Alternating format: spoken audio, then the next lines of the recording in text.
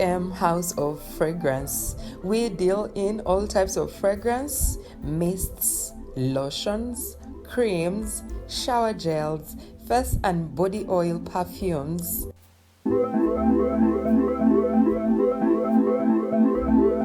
Contact us on 07043 00645 or 078 599 1435. We deliver to your place of convenience.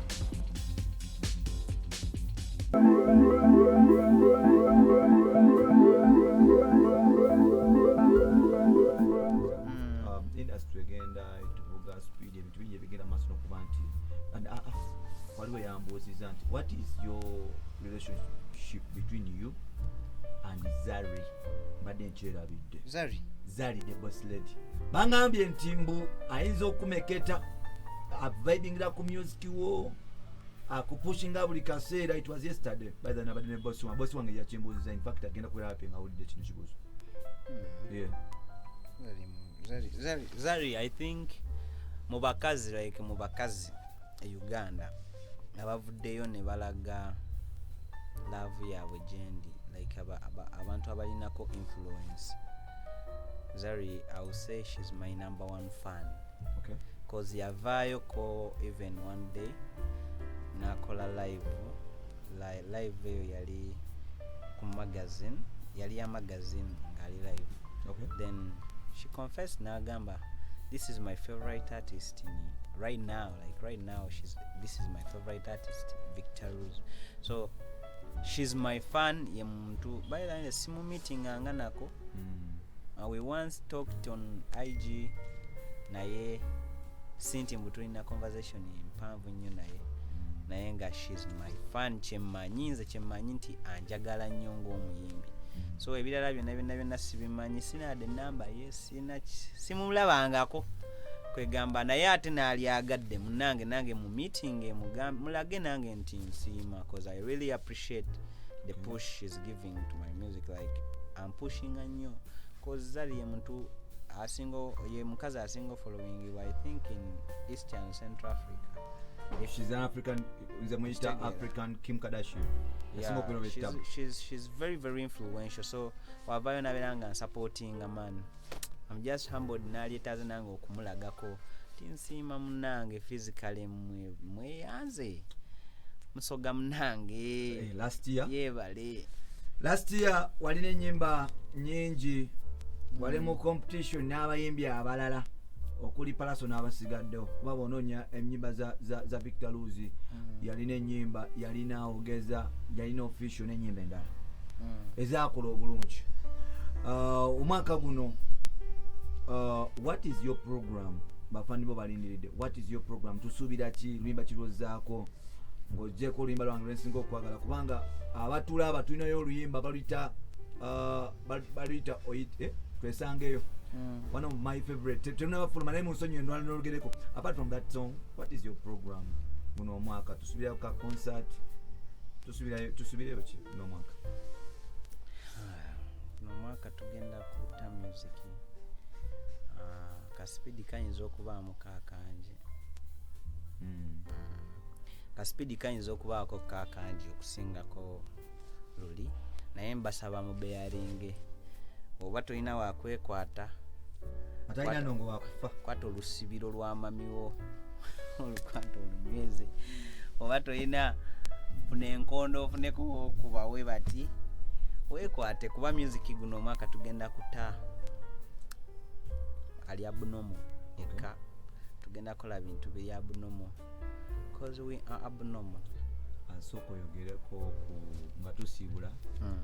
Soko obeeko obugambo bw'abafani bo, obugambo obuline bwosobola okuba eri management yo litro mulimu abayimbi bameka paso litro records. Litro we tuli bangi sola bamenyamenya naye. There is Chuka Abe, then Athan, wali abana abalala abagenda okujja in future. Though focus ebadde ekyali nnyo kunze Okay. as per now. Naye nga in future abaana abo nabo bagenda kuba banveilingibwa mpolampola. Naye nga there are very many talented people here in Retro Records. Sibula tuve wano. Yeah, I appreciate you, my brother Jimzo, for always being there for me. I had to give you this interview because you really deserve it. Sijiwanako muntu mulala by the way. Yeah, because this is the real me, like the real story of mine. I appreciate you for everything. I'm really humbled, like, for supporting me, pushing my music. Yona. Then to my family, I love you guys. I love you, and you should keep on supporting me, my dreams. We didn't talk about Victoria University. By the way, wazeyo ku ssomero omukulu. Inenti obaire weerabire. Wazeyo ku issomero. Ebintu like abatulaba njagala just kubalambuzamu katono. Waliwo studio ya Victor Luzi wano mpola jenjagala musooke mwabeko. Soka tumalirize kati.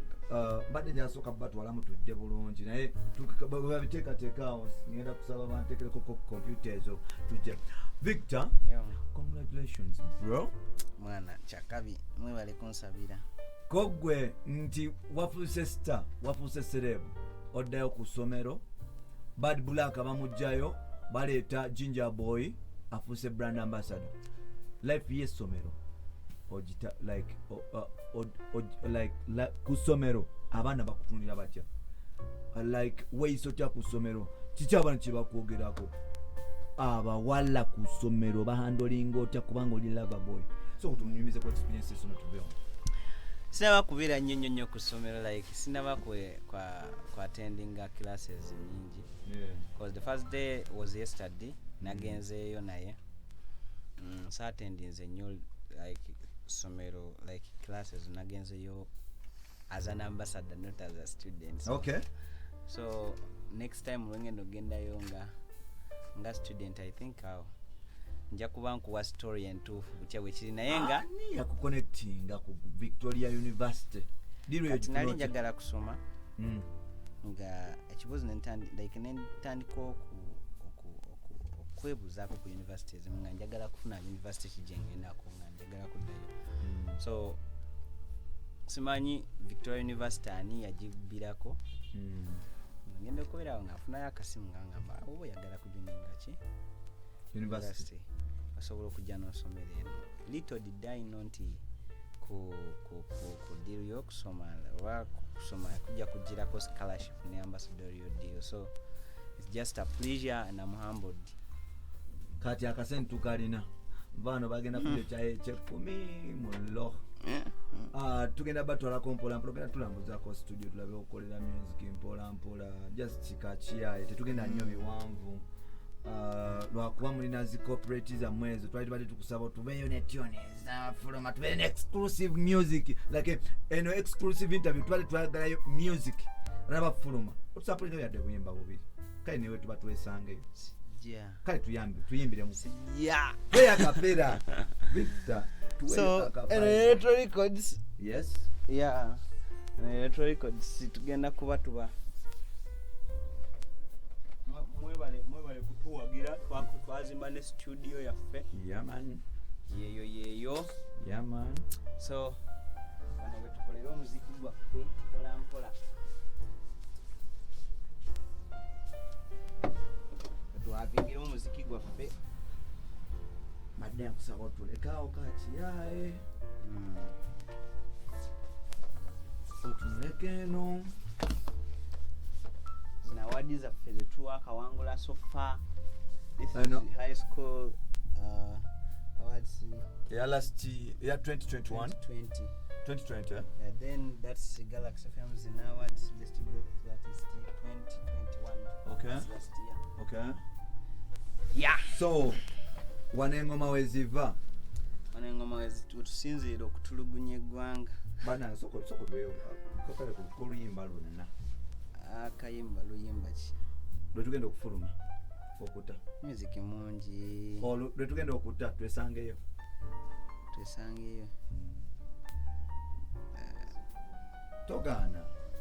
togaana togaana twesangeyo. Twesangeyo. Nenge ekituufu omuziki gwo gujja. You should just be patient enough, like mugumikirizeemu. You subscribe to my YouTube channel. Okay. Mulindire tekako ka notification baka reminder music word dropping yawe baba wagenda kuba bakuwachi ka notification. I believe this Apple atandika ncha. Yes. Tugenda kwa music. You should. Apple twamutandise.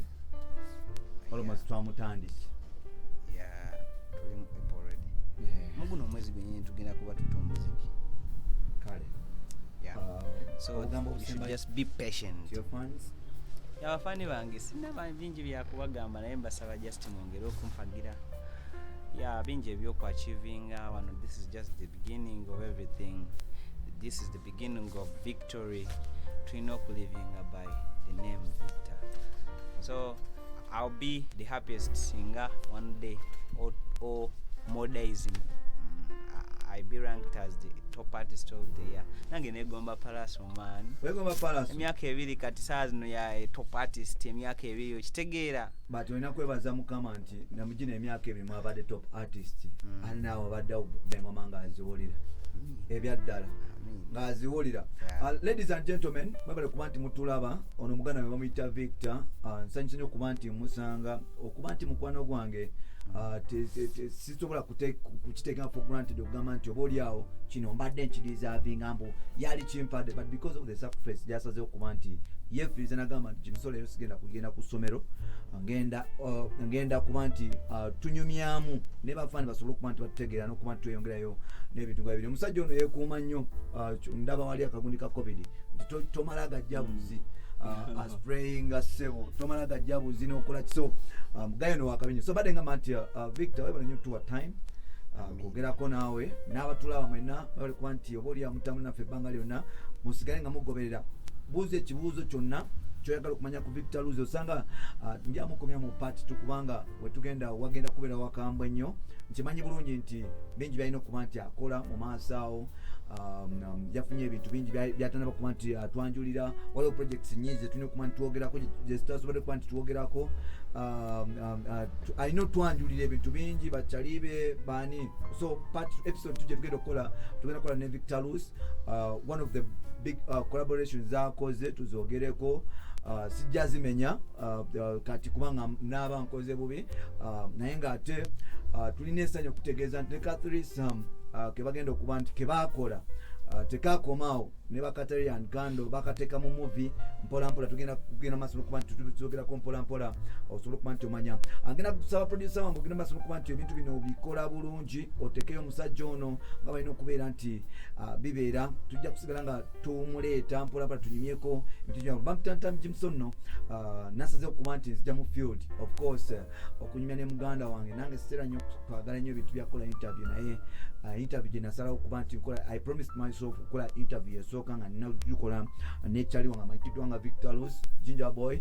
Abaana bomu Eastern mwena abatumire abomu Eastern mwena abatumireku Ginger Kamoli Iganga Busembatya Mayuge Luuka mbatumireku mwebale tubona paka next time. Ginger Boy, bye bye.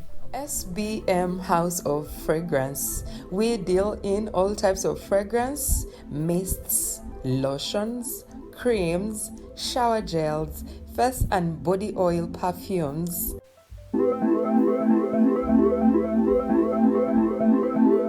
Contact us on 07043 00645 or 078 599 1435. We deliver to your place of convenience.